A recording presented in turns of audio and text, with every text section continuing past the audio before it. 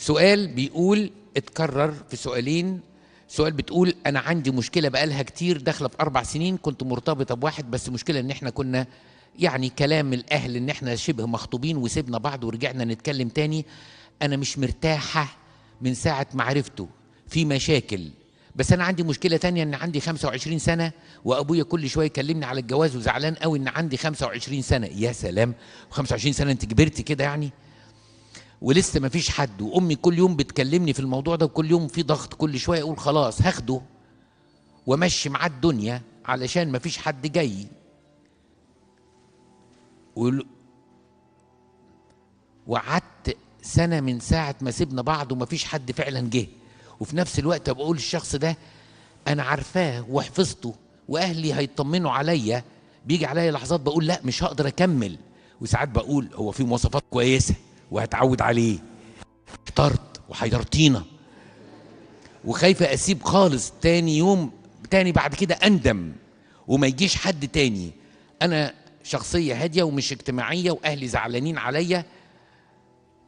نفس السؤال ده في سؤال تاني، ابونا انا مخطوبه من سنه لكن في مشكله اني مش حاسه بحاجه من ناحيه الشخص ده، مع العلم انه انسان كويس جدا وكل اللي بتتعامل معاه بتحبه جدا وكل الناس بتتعامل معاه بتنبهر بشخصيته، وهو فعلا كويس جدا جدا. كل الحاجات اللي بشوفها فيه ان هو بيحاول يسعدني جدا، كله جدا جدا، لكن انا من جوايا مفيش اي حاجه، حتى كلمه ان انا معجبه بيه او بحبه مش طالعه مني. اعمل ايه؟ المشكلتين دول او السؤالين دول فيهم حاجه يا بنات اسمها عين في الجنه وعين في النار. عارفين يعني ايه عين الجنه؟ مش قادر اسيب الموضوع لان ممكن تكون ماي لاست تشانس، دي اخر فرصه ليا واطلع بلوشي. انتوا واخدين بالكم؟ وفي الوقت نفسه مش قادر اقول هو ده، لان ممكن جدا بعد كده لو انا قلت او لبست الدبله يعجبني حد غيره، او في البيت لما يبقى اتقفل علينا اوضه واحده ما يبقاش طايقاه يعني كده. يعني هي مش عارفه تعمل ايه. مين ممكن ياخد لك قرار؟ انا هقول لك حاجه يا بنتي، بصفه عامه الخبره بتقول ان لابد ان الانسان لما يتجوز يجوز صفات. يعني ايه بيتجوز صفات؟ فرضا انا شاب واتجوزت انسانه جميله جدا، اللي هي بقى الحاجات اللي بيصوروها دي بقى، مش عارف الشعر ايه والعينين لونها ايه واللي مش عارف الشكل شكله ايه، كل الحاجات بقى اللي هي ايه دي ربنا خلقها حاجه حلوه، وليكن بنتكلم بلغه الشباب حاجه حلوه قوي. وبعدين اكتشفت بقى احمد اتجوزت ملكه الجمال دي ان انسانه مغروره جدا جدا جدا، ولا تعبد الا جسدها بنرجسيه وشكلها بنرجسيه وما عندهاش استعداد للعطاء وشايف انها حلوه قوي ومستخسره نفسها فيك حتى. هتحصل ايه؟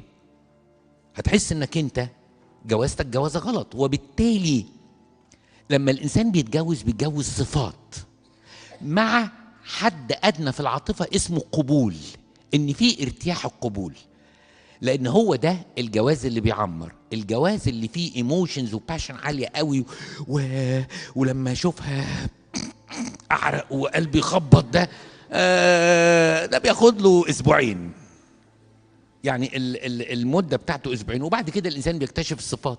هو بقى اناني، هو قاعد طول على السرير قاعد يقزقز في لب وفستق ويقول لك هاتي لي نسكافيه هاتي لي ميه، وانت الديدبان اللي رايح جاي اللي هو سموك تطلب ايه، عظمتك عاوز ايه. مع الوقت هتلاقي نفسك مش طايقاه. فخلي بالكم الانسان بيتزوج صفات، بس لابد ان يكون في حد ادنى من القبول، لان القبول ده لو مش موجود احنا هنخش على حاجات تانية في الجواز منها العلاقة الجسدية. فالعلاقة الجسدية دي عايزة قبول وعاوزة نوع من انواع الاشتياق، لو الحاجات دي مش موجودة الموضوع بيبقى صعب قوي، بنظلم الانسان اللي احنا اخدناه من باب الاستخسار. فلازم يكون في اقتناع مع قبول، اقتناع بصفات مع قبول.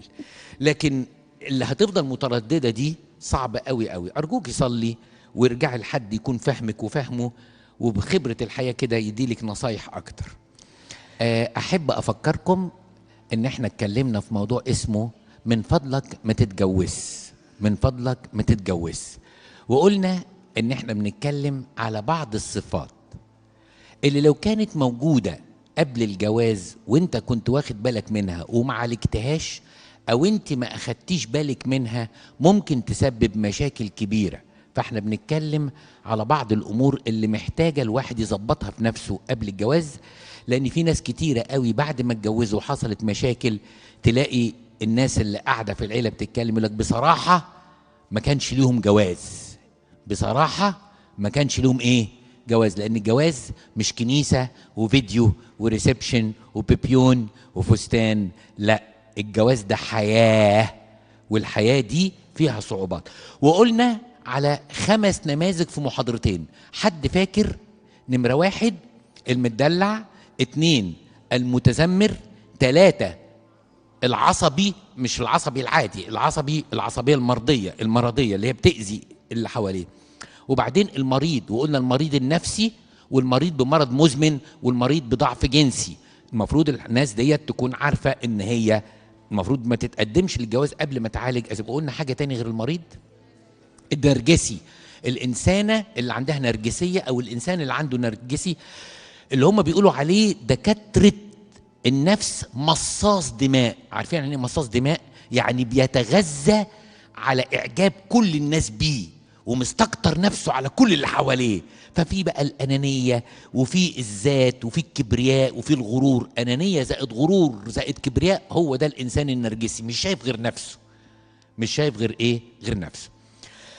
عشان كده قلنا كام صفه، علشان المره الجايه ان شاء الله هتكون يعني احنا المره الجايه هنكون كام في الشهر؟ 18 و25، فعاوزين نختم السنه بمواضيع، فانا النهارده مضطر انا اخلص الموضوع ده كله، بس همشي بسرعه قوي في ال4 صفات الباقيه، حتى لو كنت كلفت شويه الشرح اللي فيها، بس هتفضل الافكار في دماغكم. مين تاني نقول له من فضلك ما تتجوز غير اللي احنا قلناهم؟ نمرة 6، سوري في اللفظ اللي هقوله، ابن ماما أو بنت بابا. بس ابن ماما في بعض الأحيان بتبقى نسبته أكتر من بنت بابا، لأن برضو في بنت بابا وفي بنت ماما. الإنسان وخاصة الولد لما بيبقى ابن ماما، ده نوع من أنواع التعلق المريض، نقول عليه ما اتفطمش، وممكن يكون متعلق بمامته عاطفيا ومتعلق بمامته عقليا، او متعلق بمامته عاطفيا وعقليا، ودي بقى اسوأ حاجة في الدنيا. يعني ايه متعلق بمامته عاطفيا؟ هو الولد جه على بنتين، فقعد معزز مكرم بيتخدم من 3 نساء في البيت، اخواته وامه، وتعامل معامله فيها دفء الحقيقه. واخوكم اكل؟ طب يا ماما انا ما اكلتش. دي بنتها تقول لها ما انت عندك الثلاجه، تقومي طب بس اخويا كبير ويقدر ياكل نفسه. عيب يا بنتي، شوفي اخوك عاوز ايه. علشان هو اتربى كده، دخل مع واحده ابتدت تحاسبه، فمين المنطقة المريحة بالنسبة له؟ ماما، مش مراته، لأن مراته بتقول له أنت ما شلتش معايا، وأنت شلت مش عارف، وأنت تجيب اللي مش عارفين، وأنا أجيب الإيه، وأنا أعمل وأنت تعمل، ولازم في شيرنج، ولازم تكون في مسؤوليات في البيت. مسؤوليات في البيت ده عند المملكة التانية. ده أنا كنت قاعد معزز ناقص يعملوا لي باتيكير يعني، وأنا قاعد على سرير كده، يعني كنت بقى إيه متدلع. فما بيعرفش يعمل سويتش. وبيزيد عن كده ان في اول الجواز في مشاكل وفي متطلبات من عروسته او من بقت زوجته، فبيلجأ دايما لمين؟ مين المريحة؟ هو عاوز واحدة تقول له عامل ايه يا ابني؟ اللحن التون ده ياه ما اقولكيش يا ماما. هو لما ده في الشغل المدير بيضطهدني وبيعمل كذا، يا حبيبي يا حبيبي هولع لك شمعة قدام ماري جرجس وشمعة قدام العذراء، وان شاء الله ان شاء الله هنشوف يوم في المدير بتاعك ده قريب. لا صلي لي يا ماما انا ماشي بصلاه. هو لو راح لمراته اشتكى لها مره والتانيه تقول له ما كل الرجاله بتشتغل، انت بتشتكي ليه؟ انتوا واخدين بالكم بقى من المقارنه؟ وبعدين الراجل ما يشتكيش، انا اعرف البنات هي اللي بتشتكي. طب مش هقول لك حاجه تاني، بس رايح لمين؟ لماما. يبقى ده التعلق الايه؟ العاطفي. التعلق العقلي ان هو اتربى وشايف ان ماما هي كنترولينج البيت وحكيمه، وكل تصرفاتها حكيمة، هي اللي عرفت تدبر، هي اللي عرفت تكبر، هي اللي عرفت تربي. فبالنسبة له هي مرجع بيطمئن فيه لقراراته. فده اسمه تعلق عقلي، يعني دايما مشورته تبقى من عند مين؟ طب المشكلة بتاع ابن بابا ده أو ابن ماما أو بنت بابا أو بنت ماما مشكلتهم إيه؟ إن دايما الطرف ده غصب عنه من غير ما يحس بيغيظ الطرف التاني. تلاقي الزوجة مالها أو اللي اختارها أو خطيبته مالها، يعني يقول لها بصي أنا كنت ناويين نجيب الدبلة مضلعة، بس لما سألت ماما قالت لي المدورة أحلى. أنت هتتجوزني ولا تتجوز ماما؟ بس أصل ماما قالت إن الدبلة المدورة دي موديلها ما بيموتش، بيفضل يعني من أيام جده لغاية دلوقتي والأيام حفيدك، لكن المضلعة دي موضة وبتبطل فما بيبقاش شكلها حلو. وأنا بصراحة اقتنعت برأي ماما، أصل ماما بتفكر كويس قوي. تبتدي بقى تتعب جدا جدا من الموضوع ده. فعلا هو في خلل هنا، هو ما تعودش انه يفكر لوحده، ما تعودش انه يتفطم. في المجتمعات اللي ممكن تكون حتى في الصعيد ده بيبقى حق. يعني ايه حق؟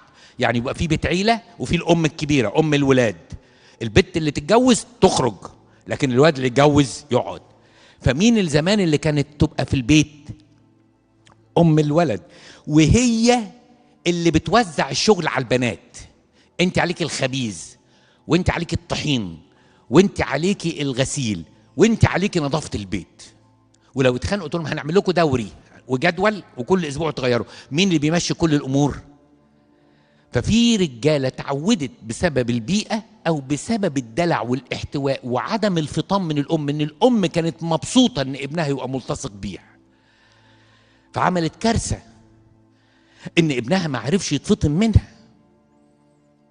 المفروض الاباء يشجعوا اولادهم وبناتهم ان كل مرحله سنيه يكون فيها مرحله من الاستقلال. مش الاستقلال يعني نعيش بره، الاستقلال انك انت تفكري وانك انت تفكر وانك انت تاخد قرارك. لكن بعض الامهات مريضه بحب ابنها فبتفضل محتفظه بابنها لانها بتديله فلو اوف لاف، ومعاه واحده في البيت بتديله فلو اوف نكد. انتوا واخدين بالكم؟ فهنا في نكد وهنا في ايه؟ سلامتك يا حبيبي، صوتك متغير يا حبيبي، في حاجه يا حبيبي؟ اوعى تكون مزعل مراتك. شوفوا الذكاوه، اوعى تكون مزعل مراتك. لا انا اللي مزعلها، تقول بس هي ما تزعلكش. لا لا دي بنت ناس ومتربيه. طب انا هحكي لك يا ماما بقى.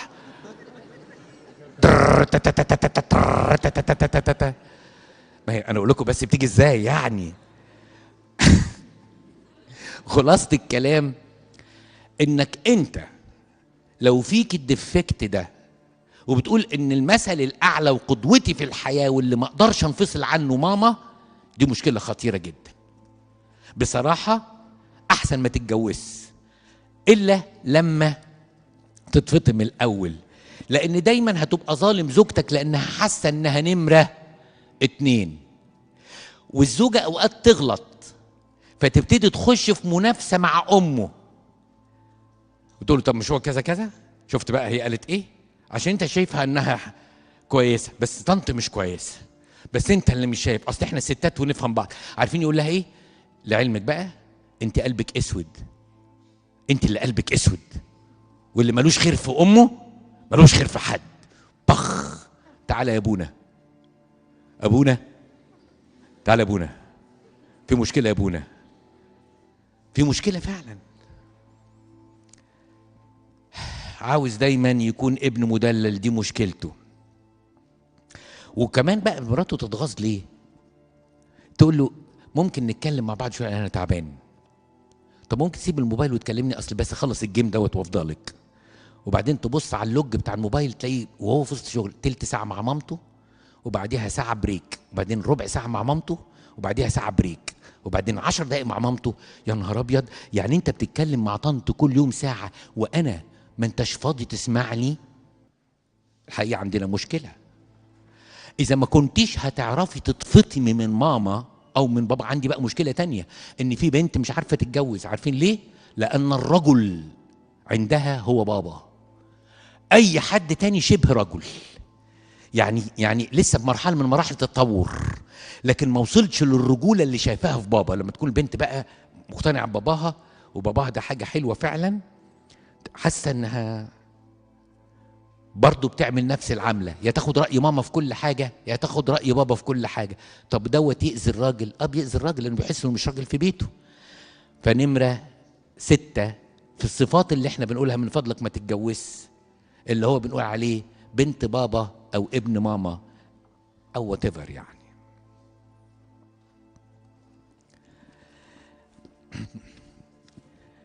طيب مين تاني بنقول له من فضلك ما تتجوزش؟ مين تاني بنقول له من فضلك ما تتجوزش؟ واحد تاني بنقول له من فضلك ما تتجوزش اسمه الكذاب. والكذاب مش واحد يعني في غلطه كذب او يعني غلطه وبعدين انا بقول لك انا ضميري تعبني اصل انا كذبت عليك، انا ما بحبش اكذب ولا بحترم الكذابين، هو كان كذا كذا بس لقيتك مكشره. او هي تقول له بص بقى بصراحه انا كنت خايفه منك فقلت لك الواد نجح بس الواد ما نجحش، بس انا ما قدرتش اكذب عليك الا بس قلت اهديها بالليل عشان الواد يروح المدرسه وبعدين احكي لك تكون هديت شويه. دي تعدي، مش هي دي اللي انا اقصدها. مش معنى كده ان الكذب ده صح، لكن انا بتكلم ان دي تعدي. انا بتكلم على نوع تاني اسمه باثولوجيكال لاير. كلمة باثولوجي في الطب يعني مرض، علم الأمراض. فلما نقول باثولوجيكال لاير يعني الكذب المرضي. يعني إيه الكذب المرضي؟ يعني كذبة صدقة، يعني صدق يعني، والكذب معلومة صادقة معلومة كاذبة، صادقة كاذبة صادقة كاذبة كاذبة كاذبة صادقة صادقة صادقة، 2 كاذبة ورا بعض. ما تعرفلوش وممثل بارع ومتقن للكذب، ولدرجة انه ممكن يعمل اي حاجة اتأخر وعارف ان مثلا هيعكنن عليهم، يروح نازل ضارب ايديه في كاوتش العربية وفتح الكبوت حتة شحمة، يروح بتاع الكاوتش فرع مني مش عارف عن العربية دي شؤم من ساعة ما جبتها. قلت له معلش يا حبيبي معلش يا حبيبي برضه ملحوقة، طب ادخل استحمى بس نظف نفسك ونلحق مشوارنا. ضحكت عليها مرة على مرة. الكذب ملوش رجليه، والكذاب بينكشف والظروف بتكشفه وربنا بيكشفه واولاده بيكشفوه، وساعتها بتبقى الطامة الكبرى. هقول لكم معلومتين. الجواز المسيحي يبنى على الثقة، والكذب بيهدم الثقة ويدخل الشك. الجوازة دي تستمر ازاي؟ هنجيب بقى مخبر يمشي وراه او مخبر يمشي وراها؟ فالحقيقة اللي عنده نوع من انواع الكذب المرضي ده بصراحة لازم يتوب ويعالج نفسه ويعرف كده ان الكذاب لا يحترم. لان الزوجة لما تعرف ان جوزها بيكذب ويلف ويدور في الكلام بيسقط من نظر، واخدين بالكم بقول لكم ايه؟ بيسقط من نظرها لانه بقى طفل صغير. زي طالب في المدرسه كده لابس مرياله، ما اعرفش دلوقتي بطلوا مرايل، ايامنا كان في حاجه اسمها مرياله كده زي الجلابيه لغايه الركبه كده مش عارف ليه يعني. المهم كان في حاجه اسمها مرياله، تلاقي بص في المرياله كده ويقول له اصل يا استاذ كان بابا عيان امبارح وانا ما حليتش الواجب عشان ماما كانت مش عارفين. والمدرس عارف الواد كداب يا واد انت بتكذب، يقول له مش هضربك عشان الواجب، انا هضربك عشان الكذب. يحلف يقول له طب كلم بابا بالتليفون، والابوه زي الفل بس هو خلاص بقى بروفيشنال في الكذب، واكتشف ان الكذب ده خرجه من موقف واتنين فاستسهل القصه. يقول لك يعني وش مقلوب ولا اكذب كذبه تعدي ليله؟ لا اكذب كذبه تعدي ليله. وهي تقول عصبيه بقى وجنان ولا اكذب كذبه تعدي ليله؟ لا اكذب كذبه تعدي ليله. بتنكشف مرة واتنين والإنسان يفقد الثقة في الآخر، وعندما يفقد الثقة في الآخر يفقد الاحترام أيضا، لأن المجتمع لا يحترم كاذبا والأسرة لا تحترم كاذبا. والعيال يبصوا لبعض يقولوا شفت بابا دخلته دي بيثبت ماما، يقول له يعني العيال عارفين أبوهم كذاب. أي قيمة بيديها لأبوهم بيديها الأب لابنه لما الابن يعرف إن الأب كذاب. الحقيقة يا جماعة اللي عنده الداء ده وتعود انه يكذب في الشغل، ما هي بتبتدي في الشغل عشان بس ما يتخصم لكش يوم، وبعدين توسع شوية وبعدين توسع شوية وبعدين توسع شوية وبعدين توسع شوية لغاية لما يبقى نمط في الحياة. بصراحة مفيش مخافة الله في القلب. عشان كده اتعودنا ان احنا نكذب.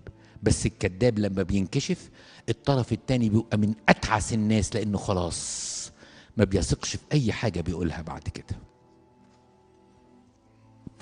احنا قلنا كم حاجة دلوقتي؟ ابن ماما ده نمرة 6، والكذاب نمرة 7. 8 واحد تاني لازم ما يتجوزش، وخدوا كلامي سيريسلي. حاجة اسمها، مش عارف اقولها لكم ازاي، هو اكسبريشن انجليزي او امريكاني اسمه بلاي بوي. يعني ايه البلاي بوي؟ الواد اللعبي، الواد بقى اللي ايه، يعني من صغره كده، من هو في اولى ابتدائي ليه علاقات. في اولى ابتدائي جوانا، في ثانيه ابتدائي مارينا، في ثالثه ابتدائي يوستينا، في رابعه ابتدائي اي اينا. انتوا واخدين بالكم؟ وطلع في الجامعه بقى حديث البنات. ده لما يا جماعه بيرتبط بيبقى من جواه عنده احساس يسيب هذا البلاط الملكي كله وتحبس مع واحده، مستكتر نفسه طبعا على واحده. والمشكله انه ارتبط من غير ما يتوب. اصل في ناس لما بتتوب بتبقى توبتها واضحه، بيتغير 180 درجه. لا، احنا دوت ما بنقولش عليه لا. طالما اب اعترافه شاهد بتوبته، طالما الكنيسه شاهده بتوبته، ده يبقى افضل من ناس كتيره قوي لما دام تاب بجد وحط نقطه على الماضي. بس المشكله ان في ناس لا، بتبقى مستحليه المود. يعني مستحليه المود يعني هو ايه؟ حتى بعد ما اتجوز عاوز يحتفظ ان هو لسه لازال الفتى الجذاب، بالجيم مش بالكاف، يعني جذاب. عارفين يعني ايه؟ يعني لما يقف كده يلاقي ان في بنات او ستات بتبص له، وراجل بقى مريح نفسه واخد باله من شكله قوي، والحقيقه عنده تليفونين، تليفون ما بيخشش البيت خالص، وتليفون كله بوستات البابا كيرلس ده جوه البيت. ويعني لا يعني، وهو يفتخر انه غويط، يقول لك اخوه غويط حويط مش قيط، اي حاجه برضه بالقيط كده. هو كده شايف نفسه انه ايه؟ لا، الحقيقه ده بلاي بوي، بيخش من علاقه لعلاقه، مفيش توبه. مهما يكون هو شايف في نظر نفسه انه لذيذ. وبعدين بص يا ابونا، صدقني عمرها ما بتخش في حاجات غلط، بس يعني مش كل يوم تفاح. ده حتى لو واحد بياكل كل يوم تفاح يزهق. حاجه كده يعني على الماشي كده، سبايسي، حاجه سبايسي كده، حاجه سبايسي. طب ولو مراتك اشتغلت في السبايسي تبقى انت موافق؟ يعني انت بتدي نفسك حق انك تبقى فيري سمارت وفيري هانسم واللذيذ الجميل اللي كل الستات كانت بتحسد مراتي عليا ويا خساره الجواز ايدني، وتلاقيه ايام كده يقلع الدبله ويقول لمراته عندي حساسيه من الذهب. انتوا واخدين بالكم؟ ده البلاي بوي بقى، انتوا واخدين بالكم؟ وبعدين بقى، طب ده ايه ده؟ في نظر نفسه انسان لذيذ، انسان لطيف، من الاخر كده يا حبيبي انت في نظر الله انسان زاني. زاني، ولا تحترم هذا السر المقدس. والعفة قبل الجواز وبعد الجواز شرط أساسي في علاقتنا مع بعض، وإلا يبقى في وسطك حرام يا إسرائيل. هتدفع ثمنه. ولا تتخيل الاعترافات بالدموع اللي بتبقى عندي لما تبقى بنتي عندها 18 سنة وتكتشف ان باباها إذا بلاي بوي مع سكرتيرة ولا مع زميلة ليه في الشغل. ياه عالجرح، قتل. لأن المثل الأعلى اللي المفروض تبص له وتفتخر بيه بقى ولا حاجة بالنسبة لها، أقل من ولا حاجة. بس أنا مش لاقي كلمة أقدر أوصفها. في ناس كده، وفي بلاي وومن برضو، يعني تحب تكون محط الأنظار في الشغل بقى وتفرح قوي بنيو لوك، يا انت فيري بريتي، تقول ثانك يو، وتبقى بكره بتعمل حاجه جديده وتحب تكون الانظار عليها قوي. يعني تقول انا ما بغلطش، بس هو حد يكره ان حد يقول لواحده انها حلوه؟ يا سلام، اتقبلين كلمه من رجل غريب؟ ازاي؟ تقول لي اصل اللي في البيت ما بيقولهاش. مش مبرر. لان بدايه السقوط لاي بنت او اي ست ودنها، انها سابت ودنها لواحد يقول لها كلام هي محتاجه تسمعه. ولا مبرر، لان الكلمه التي تقبليها من رجل غريب وتحرك حاجه جواك هي زنا ايضا.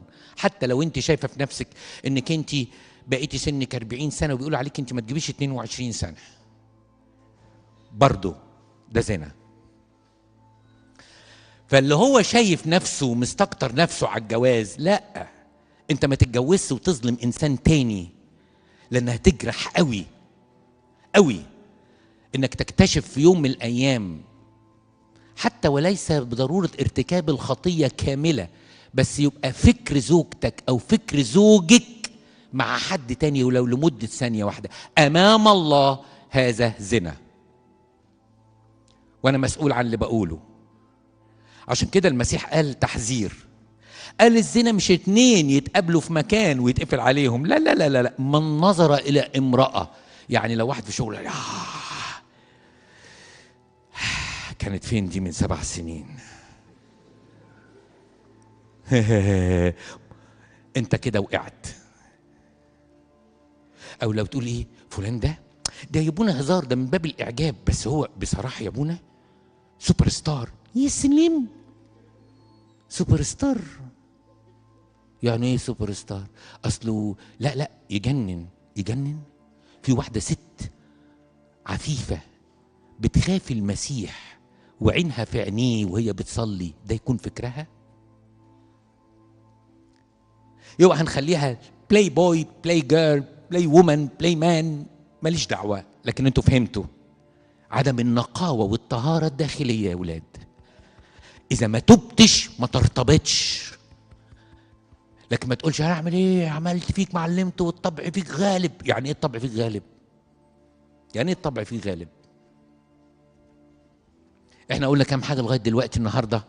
3 النهارده. احنا في نمره 8 مش كده؟ نمره 8 البلاي بوي.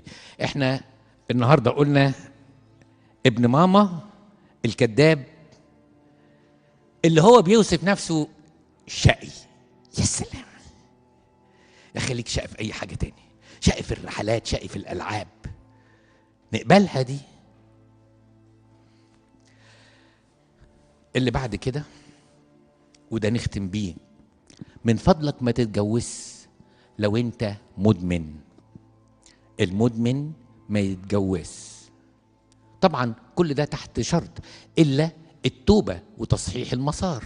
في كل اللي انا قلتهم التوبه وتصحيح المسار تنقلك. يعني ايه المدمن ما يتجوزش؟ الادمان ده انواع كتيره قوي. الادمان سلوك مدمر. يعني ايه سلوك مدمر؟ على سبيل المثال المدمن معزول. يعني ايه المدمن معزول؟ هو عاوز الحاجه اللي بيحبها ويتقفل على نفسه ومش عاوز دعوه باي حد. يعني هقول لكم حاجه، انا في مره من بلاد المهجر، يعني احد البلاد، احد الاباء طلب مني ان ادخل في مشكله زوجيه. بليف ات اور نوت ان بعد ما مشيت ان عرفت ان هما الاثنين انفصلوا. عارفين انفصلوا ليه؟ لان الزوج كان مدمن ايه؟ مدمن جيمز على الكمبيوتر. مشتري سفينه فضاء، 14 صاروخ نووي، 14 مركبه فضائيه صغيره بتضرب صواريخ بعيده المدى، حرب كواكب يعني كده، حرب العالم الثالث والعالم الرابع والعالم، وعنده اسلحه وبيشتريها بقى وبيحصن نفسه بقى ويفضل يلعب. يرجع من الشغل مراته تقول له تتغدى ايه يا حبيبي عشان نتغدى سوا. يعني انا قلت استنى هاتي لي سندوتش. انت مش هتتغدى معانا؟ مش قادر مش قادر. الادمان بعد الجرعه بتاعت الجيم. ويقعد بليف ات اور نوت ان جات لي بنت بتقول لي دي نمره ماما كلمها وقول لها انها دمرت بيتنا. قلت لها ليه؟ قالت لي بتلعب المزرعه. قلت لها مين المزرعه دي؟ قالت لي طول النهار تشتري في بقر وتحلبه وبعدين تجيب لبن وتبيعه وبرسيم ومش عارف مين وتشتري بيت وبعدين تشتري مش عارف مخزن للتبن. انا ما بفهمش في الحاجات دي خالص. يعني بيني وبينكم ما اعرفش ان كان في لعبه، بس يمكن اللعبه دي كانت قديمه لان انا فاكر الاعتراف ده كان من 5 6 7 سنين كده يعني. فطول النهار في مشكله في البيت. فامي نسيت انها ام، انا جعانه، عندكم الاكل. يا ماما تعالي راجعي لي سمعي لي نص، اختك تسمع لك. طب انت في ايه؟ انا مقدمه استقاله، استماره 6، قاعده على المزرعه بتاعتي. يعني يا ولاد دي المزرعه ده يعني اسيب راس مالي؟ يعني اضيع المزرعه عشان حد، مع انكم منفعتوا اساسا يعني، بس المزرعه بقيالي. واحده تكبر وتشتري. تصوروا بتقول لي خد كلم ماما. قلت لها يا بنتي ما اقدرش، ما اعرفهاش، هتخش فيها شمال اقول لها بيعي المزرعه. يعني مش هتقبل طبعا. المدمن معزول، المدمن مسلوب الاراده، المدمن عبء على اهل بيته. والادمان ده بقى درجات، يعني ادمان حلقات تلفزيونيه، تلاقي الام كده بيتها يضرب يقلب، تخش ما تعرفش انت داخل ايه. كلينكس على الارض، مناديل على الارض، الفوطه على الارض، الشراب على السرير، الفستان في السقف، اي حاجه في اي حته. وتلاقي تحس دخلت بيت مش ممكن يكون يصلح للحياه الادميه. ليه؟ عشان الام بتتفرج على الحلقه 372 في مسلسل ماشي بسرعه بطء النمله، يعني وبقى يبقى في سر خطير، اصلا هيفرق معاها في الاخر هيجوزها ولا هيسيبها. وكل يوم تستنى الحلقه بتاعت هيجوزها ولا هيسيبها، والحلقه دي ما بتجيش، وتتفاعل مع احداث المسلسل. تقول مش متربي. ده سيناريو يا ماما مكتوب، يعني انت دخلتي جوه الايفنت قوي وعشتي المسلسل مثلا. يعني ده ادمان. وفي بقى ادمان بقى بالعنك الفيسبوك بقى، ده اللي خلى البيوت بتاعتنا خربانه. بقينا مش اسره، بقينا مجموعه من الافراد الغرباء عايشين تحت سقف واحد، كاننا بنسيون. معايا ولا مش معايا؟ فايه اللي بيحصل في البيوت النهارده؟ ده ادمان الميديا. مصيبه. زمان كانت الناس يدولنا تدريب كده، لو قمت في نص الليل اعرف ان الملاك صحك عشان تقول مزمور. احنا اتربينا على كده في صغرنا. دلوقتي الناس لو قلقت في نص الليل، ده وهو لو قلق الساعه 3 صباحا عشان يخش التواليت، يروح فاتح الموبايل وشاف الفيسبوك في ايه لغايه لما يوصل للحمام ويرجع تاني. ايه اللي حصل للناس ده؟ ده ادمان. في ادمان اسوأ، وهو ادمان بقى الخمور، ادمان المخدرات، ادمان القمار. وكل الحاجات دي مفيش حد اتولد مدمن، هو ابتدى انه يجرب. يقول لك انتوا محبكينها قوي، يعني جت من بق وبعدين ايه بق تاني، وبعدين ايه بق تالت، وبعدين ايه عاوزين نعمل دماغ، وبعدين الليله دي ناقصها ايه بقين. وتفضل تمسك العاده فيا. يبتدوا يلعبوا شويه قمار بقشاط اي حاجه، قشاط الكازوزه، قشاط اي حاجه، قشاط الطاوله. وبعدين يبقى عنده حب المكسب، فنبتدي نلعب الدور بربع جنيه او بنص جنيه، او الدور هو الجنيه بيجيب حاجه النهارده، الدور بجنيه، وبعدين يبقى ب5 جنيه. ادمان. نشكر ربنا ادمان القمار في مصر مش مشهور قوي وان كان موجود، لكن الاسوأ ادمان المخدرات. بقيت معزول، بقيت عبء على بيتك. انا لن انسى ان انا كنت بظرف ما كنت في مركز اسمه مركز السموم. ده تبع جامعة عين شمس، اللي هم الناس اللي انتحرت او اتسممت بيودوهم يعني هناك. فانا لسبب حاجة متعلقة بالخدمة كنت انا واقف. عيل عنده 3 سنين، داخل الاب والام في حالة من حالات الهلع، ومش عاوزين يقولوا. فبقول لهم احنا لازم نعرف ايه اللي في الولد، وجايب له هبوط عشان نلحق نعالجه. يعني اكل حاجه غلط. يعني اكل حاجه غلط، بيتزا محمضه ولا حته لحمه مخضره ولا بتاع. في الاخر خالص فتح الدرج بتاع ابوه، لقى قطعه مكعبه كده، الواد افتكرها شوكولاته، لقى طعمها وحش، يتفها استخسرها، بلعها، بقى عنده هبوط في الدوره الدمويه. انا ما اعرفش القصه انتهت على ايه، لان انا الموضوع اللي كنت رايح له خلص وكان عندي خدمه تانية فمشيت. بس تصوروا يا جماعه قد ايه ممكن الانسان الادمان يدمره، ويبقى الانسان عايش في الدينايل. يقول لك على فكره انا مش مدمن، والحاجات دي سمحوا بيها في امريكا خلاص، وسمحوا بيها في كندا، زي السؤال اللي كان جاي لي من اسبوع ولا بتاع. دي حاجات بسيطه كلها. السجاير في حد ذاتها ادمان، لكن انا بتكلم على الاقل على الادمان اللي ممكن يمنع الانسان من الجواز. ما ينفعش انسان عنده سلوك ادماني في مخدرات او خمور يتجوز. احنا قلنا كام نوع النهارده؟ قلنا ابن ماما والكذاب والبلاي بوي او الواد اللعب، يعني بتاع البنات بيسموه بتاع البنات، وبعد كده المدمن، مش كده؟ انا بقى هقول نصيحه للبنات في الاخر خالص. انا بقول لكم من فضلك ما تتجوزش لو انت فيك العيب ده. امال انا هقول لك ايه بقى نصيحه؟ من فضلك ما تتجوزيش، ومن فضلك ما تتجوز انسان في قلبه مفيش مخافه الله. لو اغنى انسان في الدنيا، لو اشبع كل العواطف الدنيا، لو في قلبه مفيش مخافه الله، احنا عندنا مشاكل كتيره في الجواز، والكهنة بتضيع الساعات. كله سببه ان في اختيار لانسان مفهوش روح الله القدوس. متعمد وممسوح بالميرون، لكن ابعد ما يكون عن مخافة الله. اللي كبيره، اللي ملوش كبير اسمه رب المجد يسوع المسيح، تاخديه ليه؟ اللي ملهاش كبير بتخشع له اسمه رب المجد يسوع المسيح. كلكم بتدوروا على اعتبارات مادية واعتبارات اجتماعية، وانا مش ضد ان ده يراعى، لكن المقام الاول عندي انسان يكون في قلبه مخافة الله. هو ده اللي هيصونك يا بنتي، هو ده اللي مش هيكذب عليكي، هو ده عمره ما هيكون بلاي بوي، وعلشان هو سوي مرتبط بربنا عمره ما هيكون ابن ماما. وحتى لو اتعصب مش هيبات الا لما يصالحك ويطبطب عليكي.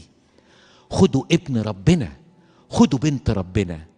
عندنا قصة في الكتاب المقدس، ابراهيم خلف اسحاق، لما قرر انه يجوز اسحاق ابنه بعت واحد اسمه العاذر الدمشقي وقال له تروح وما تاخدش الا من عشيرتنا، ويبقى في علامة ربنا مختارها، علشان ده جواز، مش شهوة، مش جنس، مش هروب من عنوسة، لا، ده جواز سر مقدس. إذا ما تأسس على المسيح، باطل الأباطيل الكل باطل وقبض الريح.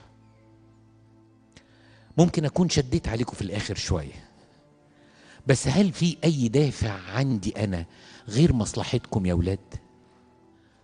هل أنا حد موصيني عليكم مثلا؟ أنا ما بعملش كده إلا من اللي أنا شايفه، لأن أنا بابا يا ولاد، أنا بابا. شفت كتير وتعلمت كتير، واللي قريته في الكتاب المقدس هو كل الحق، واللي شفته في العالم بيثبت صحة اللي جه في الكتاب المقدس. لما تيجي تتجوز، اتجوز بنته، مش بنت عينك اختارتها. ولما تيجي تتجوزي، اتجوزي ابنه، مش ماركة عربيته. طولت عليكم، وربنا يدينا ونتقابل الأربع الجاي. لإلهنا كل مجد وكرامة الآن والأبد.